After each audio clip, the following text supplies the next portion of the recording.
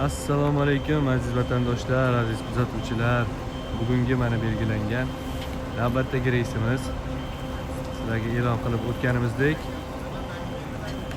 ushbu sanamizda 7-aprel sanasida chipta narxlarimiz 765 ming so'm qilib qo'yilganligini e'lon qilgandik va mana shu aksiyamiz davomiyligida ushbu avtobuslarimizda mana yo'lovchilarimiz hammalari joylashib bo'lishdi. Avtobuslarimiz soni 5 taga yetdi aziz vatandoshlar.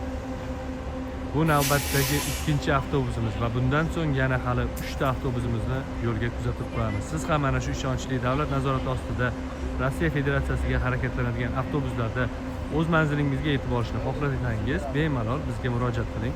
Telefon raqamlarimiz kanallarimizda joylashtirib qo'yilgan. Bemalol bizga qo'ng'iroq qilib bog'lanishingiz mumkin.